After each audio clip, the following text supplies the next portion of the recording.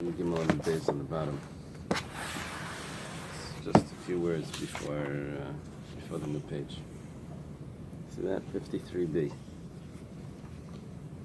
So we said that there are certain two out of all of the Karban Minchas that are chametz. That's the 10 loaves of the Taida. There's 40 loaves of the Taida. 10 of them are chametz. And two of them, and then the two breads and Shavuos are chametz. All other sacrifices, all other offerings are not chametz. They're matzah. So those two that are chametz, Tanu Rabbanan, the rabbis taught, ein machmitzim b'tapuchim.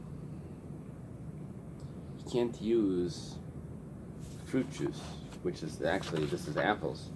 I don't know what apples is in those days. I don't know if it's apples of today, or Tosfos says somewhere that it means an esrog, which is what you may want to do today to your esrog. You're not allowed to use it to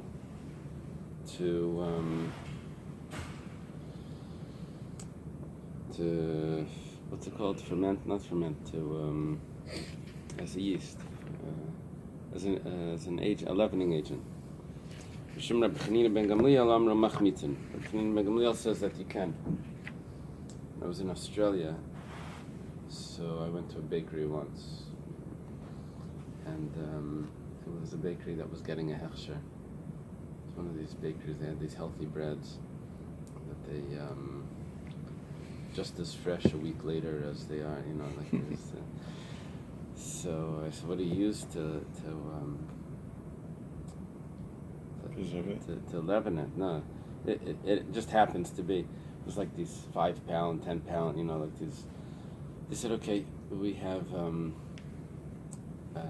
this bucket here that we use. It's flour and water. It's sourdough, and then we have a bucket here that we have sultanas and water." I said, "What's sultanas?" They said, "Sultanas is raisins in Australia. That's what they call it."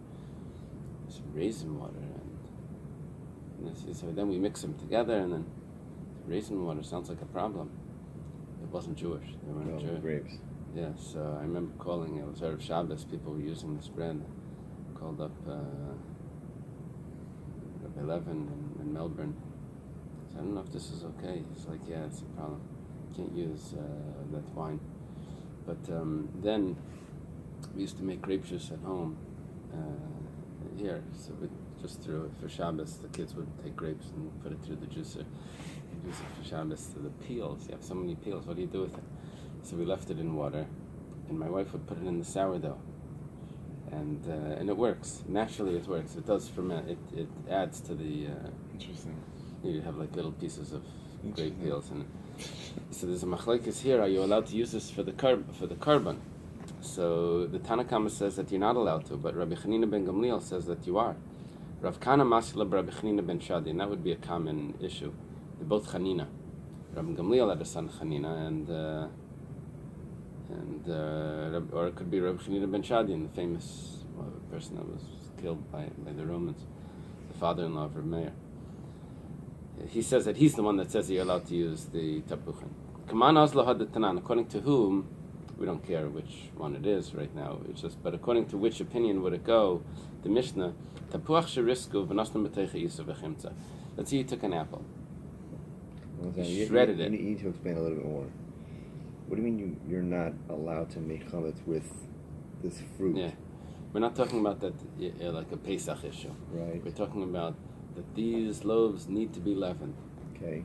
So are you allowed to use this fruit as the leavening agent instead of using a real sourdough? Because it has like a natural yeast. Right. But is this enough of a yeast that it's going to ferment the... So here we're saying that if you... that's a machlekes. Is it enough of a leavening agent? So if you take an apple and you shred it, and you put it into dough, and it becomes leaven. Now the problem here is that this apple, it doesn't explain it in the Mishnah, but it's understood. Rashi spells it out that the apple was truma, the dough was chulin. So according to the way Rashi learns it, that we're dealing with Truma and Chulin, and the Truma acted as an agent to make it into leaven. So Harezu Asura. It becomes Asur. Asur means that it becomes Truma. Come on, who does that go like? So one of them said that it works as an agent, right? Rabbi Chanina ben Shadin or Rabbi Chanina ben Gamliel. The other one says it doesn't. So it must be that it goes with whichever Rabbi Chanina it is that says that it does act as an agent, because it's Asur. It says Leimer Rabbi Chanina ben Gamliel, V'lei Rabbanan. You want to go ahead and tell me what you think? Whether it acts as an agent or not is irrelevant. You still mix Truma and Chulin. Yeah, it must be. I didn't see this in the commentaries, but it must be that it would have been nullified.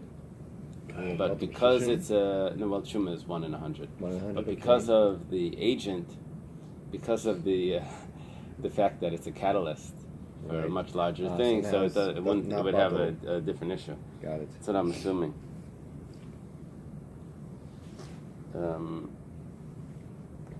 But the Gemara says, the people are saying this.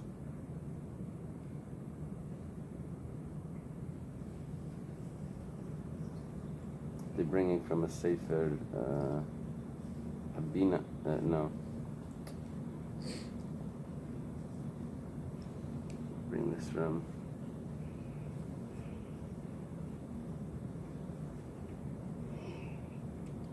Okay, that's how they're understanding this. So the Gemara answers, "I feel Tamer Rabbana no." Could be the rabbi's opinion that holds that it doesn't act as a good leavening agent, but Nihidacham it's Gomer Lehavi, but Nukshim Yahavi. It's a poor quality chametz, but that doesn't mean that it didn't affect it and turn it into truma. But it still could be. It's not a high enough quality for the carbon mincha. It doesn't mean that this mission is a proof to one of the opinions. For the taida and for the shtei alechem, you need a proper chametz. But over here, it's still not batal, and it still affects even though it doesn't act so well. Amar of Eily. Ein lecha kasha lekmitza yosem minchas chayte. Minchas chayte is a dry mincha. It's there's no oil in it.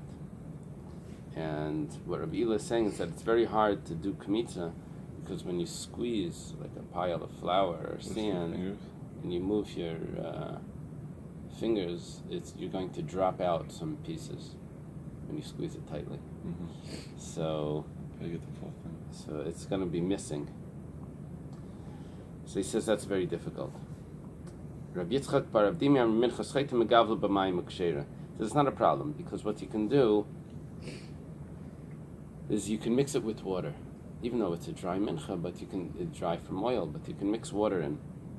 And then if it turns into a dough, then you can have it like a whole paste. That's not a problem. You can squeeze it and it's... So they're saying dry is just dry from oil. Dry from oil. So the Gemara asks, Lema baha kamiflagi. Maybe that the machlekes here between Rabbi Eily and Rabbi Yitzchak bar Avdimi is the following. The mar savar kamei shehein misharina and the mar savar kamei shehaya misharina. The problem is that you need a certain amount of flour in you. Now, if you mix water in it, so then you don't have the right size. Mm-hmm. But the fact is, you have a kmitza right now. Your hand is full. So do you look at it right now that you have a kmitza? Or do you look at the way it was measured earlier? And the way it was measured earlier is that the amount of flour that you have now is not a full kmitza, because the water is taking that place. Mm-hmm. So the Gemara says, like,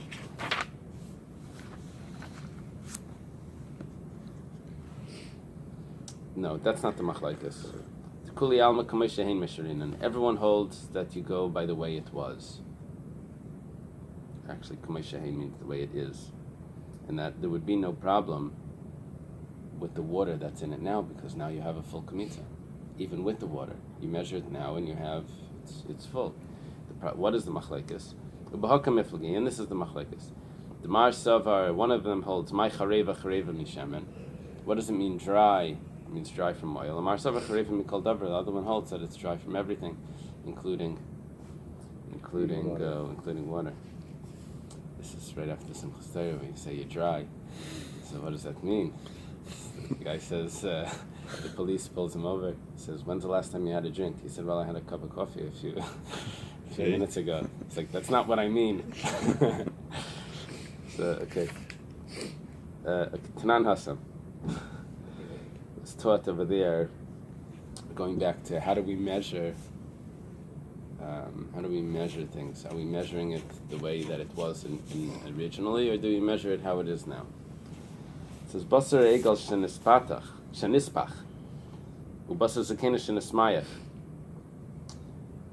Apparently, if the animal is young and you cook the meat, it gets larger. It expands. And when an animal is older, when you cook it, it shrinks. Apparently, that's what it's. So, the Mishnah says, "Mishtan l'kamay shahin." You measure it l'kamay shahin. Now, kamay shahin is not a. It means as it is. L'kamay shahin, according to how it is. Now, there's a machlekes here what that means, according to how it is. Doesn't mean how it was or how it is now. So Rav, for Rab Chia, for Rabbi Yochanan, Amri, Mishtan Kamay Shahin. They say that you measure it as it is now. Kamay Shahin, as it is now. To try to remember these three names and figure out how it means now. Well, Rav and Rab Chia, that's his uncle. Rab Chia is Rav's uncle. And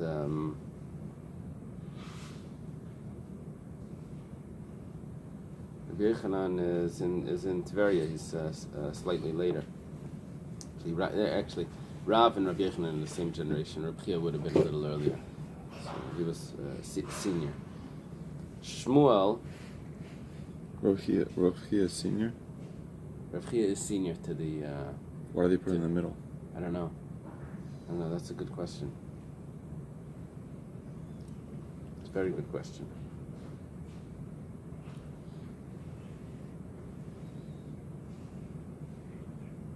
I don't know. Shmuel, Reb Shimon Berebi. I'll tell you what. What they're doing here is they're telling us the names of Bavel first. Okay. And then they're telling us the names of Eretz Yisrael. So Rav, then Rab Chia and Rabbi Yochanan. Got it. And Shmuel, Reb Shimon Berebi and Rish Lakish. Got it. So we're getting the Babylonian opinion first. It's interesting that the Cheses, Chia and Rabbi Yochanan are the first one, and the Shins, Shmuel, Reb Shimon Berebi and Rish Lakish, all the Shins are the second opinion. So Rav, Reb Chia and Rabbi Yochanan, they say you measure it as it is now. And Shmuel, Reb Shimon Berebi and Rish Lakish, they say Mishtan l'kamais shehein. There's two versions here, and it's confusing.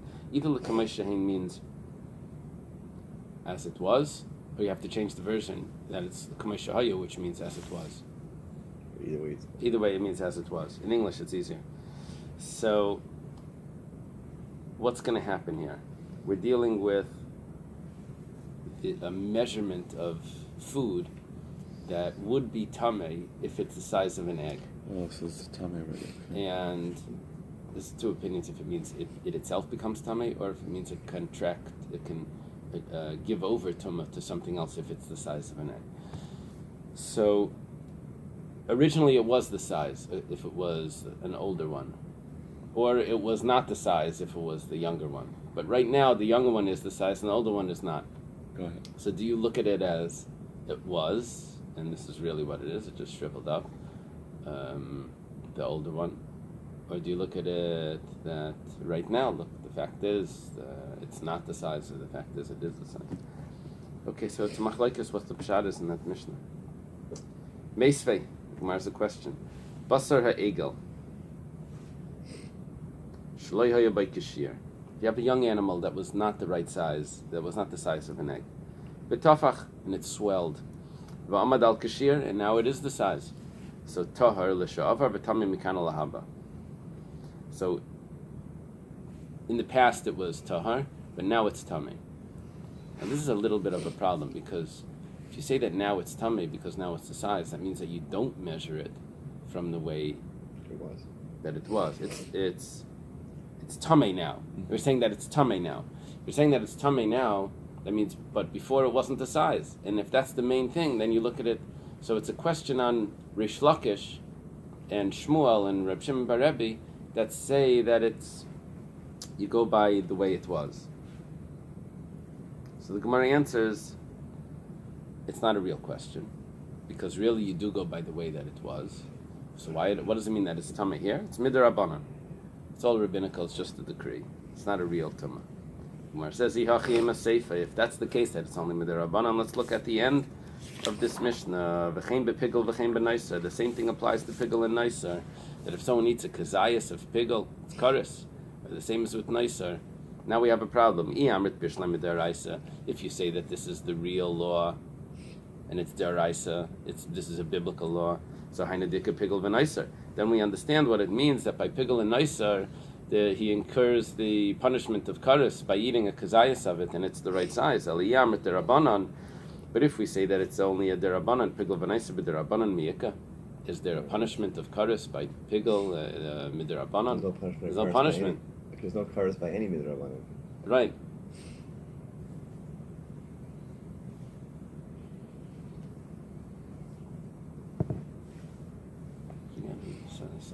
The source of that. If someone does a derabanan b'shoigig, he doesn't need tshuva. Someone writes this. I think the Mesivus writes this. Okay. Rabbanan just wanted you to everything is all like precautions. So if it didn't,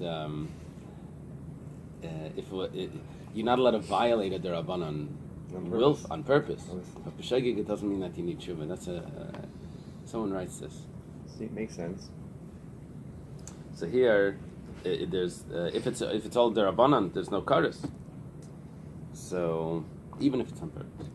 So the Gemara says, "Eima v'chein b'tumas pigel v'chein b'tumas neiser." The Gemara says, when we say by pigel and neiser, we don't mean that if someone eats a kazayas of pigel, he's going to get kares if it's swelled or something. What we mean is that if someone touches it, there is a rabbinic tumah on pigel and neiser. If it's swelled to the size of a kabeya, we say that it's tamei. Why did we put this tumah? Why did the rabbis put the tumah on it?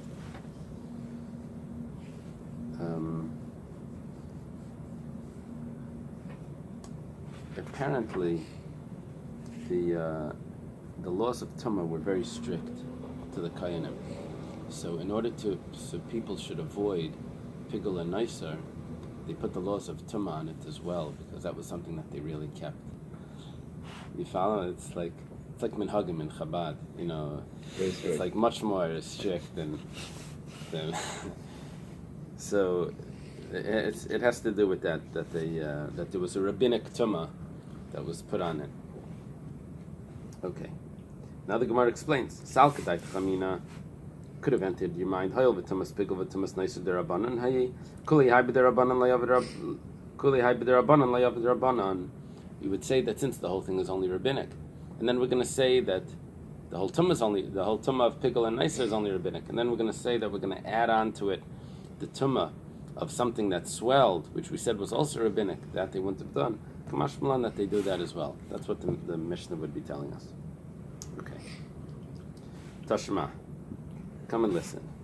Basar zakena shahir by kishir, v'tzamak paches mikishir. What's that aleph? Upiches mikishir. Okay. It shriveled up. This older animals that was being cooked and aged meats. I'm sorry. Aged meats. Yeah, but it's aged. Elder meat. It's an Altakaka meat. Yeah, it's an old animal.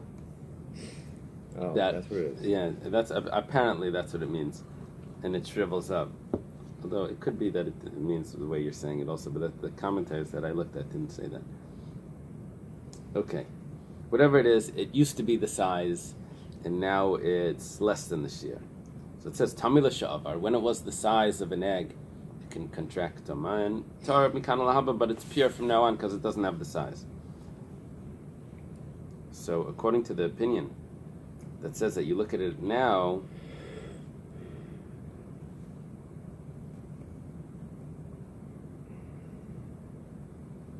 That according to the opinion that you look at it now, so fine. According to the opinion that you look at it was initially, so this is a question, because it should be continuous. It shouldn't matter that it changed. So Amarabba kol hechet mikara habei v'hashta lesbei halesbei. No, actually, no one holds that if it doesn't have a shear now, that it's still tamei. It has like a phantom shear. No one holds that. If it had the shear originally and it doesn't have it now, it doesn't have a shear. And if it did not have a shear initially, but now it's swelled to the shear, so then we'll accept that it's midrabanan, according to one opinion, that it's only rabbinic. The other opinion will say that it's deraisa, but we'll accept that one opinion holds that it's a derabanan. Okay. But ki, pligi, where is the real machlekes? There was originally a size, the measurement, b'tzamak, and it shriveled up. But then you brought it back to the size, the original size, because it swelled back to its original size. There's a concept of dicha, sacrifice, normally that was accepted, and then something happened to it that it wasn't able to be used anymore. And then you're able to use it now. The question is, can you bring it back to being used? So there's some say yesh dicha, that there is it does get pushed off, and now you can't use it anymore because once it had a time that it was invalid, it doesn't come back to being valid. And there's all different halachas over there. Now we're saying something very interesting. Do we say that yesh dicha be'isurim, that if we had something that was the size to become tamei, it lost the size, and now it gets the size back, do we say that it lost the size, it doesn't become tamei even now, even when it gets it back, because it lost it at one point, even though it originally that was the size? The Gemara asks, does anyone hold this? We're going to see that no one holds this. That if it doesn't get pushed off, if it was the size now, then that's the size. And especially if it was that the size before, it would be even biblical. But Tanan, we have a Mishnah. An egg size of food that was put in the sun. And it shrunk. Same as if it's a carcass, mace probably means a human, an olive size that would become tamei, that would give tumah. Kazayas min nevela, or from a carcass, an animal carcass. Ukadashim min asheretz, or the size of a bean of a sheretz, which is a smaller shear of tumah. A sheretz has that adasha. Kazayas pigel, kazayas nicer, kazayas chaylev. All of those are tahirin. Why? Because they shriveled up. Vein chayav an le'mishum pigel v'nicer v'chaylev, and you're not chayav on pigel nicer and chaylev. They're not the size. It's interesting because Rish Lakish holds there's a machlekes between Rish Lakish and Rabbi Yochanan regarding if the Torah, the prohibitions of the Torah, do they apply things that are not this full size? Rabbi Yochanan says the Torah forbids it; you just don't get a punishment. Rish Lakish says that if it's not the size, then it's not forbidden. I guess the way of the way of this is not a good example, but they don't pull you over for speeding until you're like 5 or 10 miles over the speed limit. So according to like Rish Lakish's thing, it says, look, that's not illegal. And Yechon says, no, it is illegal. It's just you don't get punished. So, but it's interesting here that we have the discussion of Rabbi Yechon and Rish Lakish regarding this, even though they're not discussing the prohibition of the Torah. What they're discussing is, because it was the size once, do we look at it the way it was before, or do we say that it gets pushed off because it lost the size in middle? So What happens now? So it lost the size, and now you left it in the rain. It gets full. V'tafchu, and it swells back. So it's tmeyin, v'chayav alayim mishum pigel, v'naisar, v'chelev. And you're chayav on all of those prohibitions because they go back to the right size. So it was the right size. It shrunk to under. Now it got bigger. And I got back. So tiyufta l'mandam yeshticha b'surim tiyufta. This is a very strong question on those people that hold that it gets pushed off by things that are forbidden. Some people read the Gemara when it does this, when it says twice tiyufta. It says tiyufta l'mandam yeshticha b'surim question mark. Shall we say that this is a very strong question? And the Gemara answers tiyufta. Yes, this is a strong question. Okay. So we don't have an answer. Right. Tashema. Tarmin te'enim ala gregoris b'minyan. Okay, here's an interesting thing.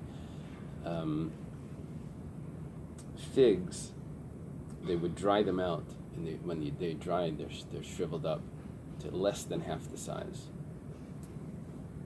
Figs are plump, when they're dried, they're less than half the size.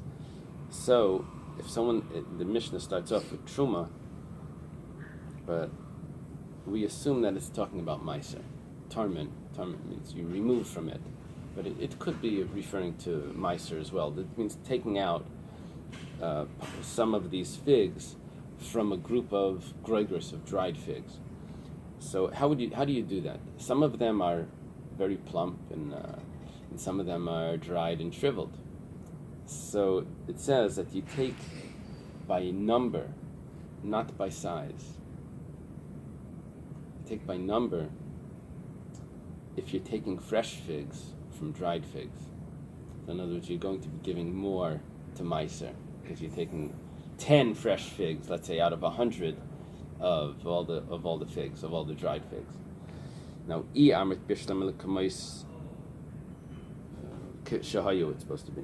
And if you say that you measure it from the way that it was, the way that it used to be, and all dried figs started off as fresh figs, then shaper.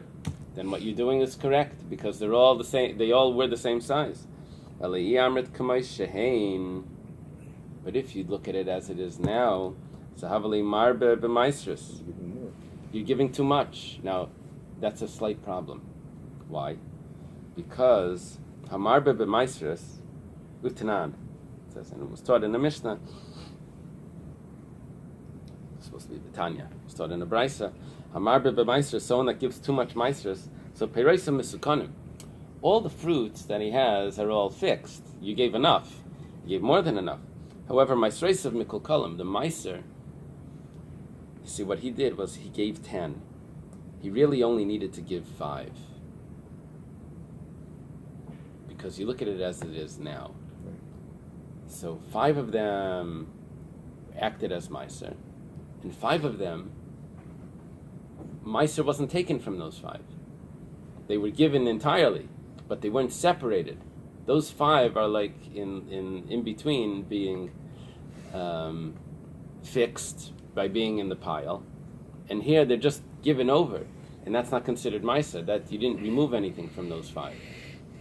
So meiser, you end up with meiser and tevel. Is it meiser and tevel? It's meiser and tevel that's mixed. That's mixed together. It's in what's being given that's the problem.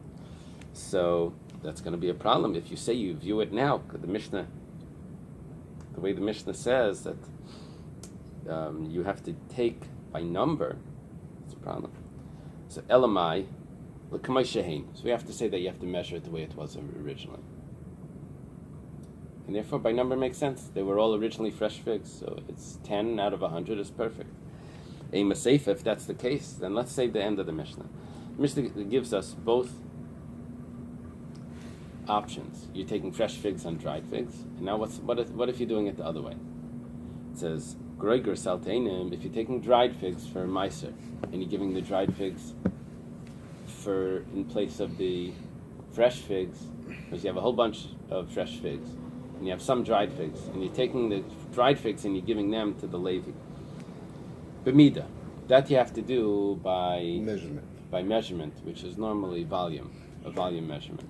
which means that you're going to be giving more dried figs, but the same amount of the same volume as it would be fresh figs.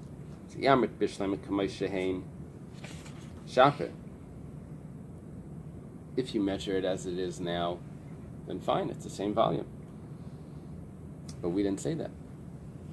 We said you measure it as what it was. We had to say that in the beginning of Eily. But if you do the way you go the way it was initially, so you're giving much more meiser now. So marbe b'meisersu, you're giving too much, because if I look at all of these dried figs, that's fresh plum figs, you're really giving much more. If I look at it the way it was originally, where it says we're assuming that we're talking about meiser, and then you have a problem of giving too much, but really we're dealing with truma, and with truma, you don't have a problem of giving too much, because the Torah doesn't give us a measurement of how much truma to give. The sages said that what you give is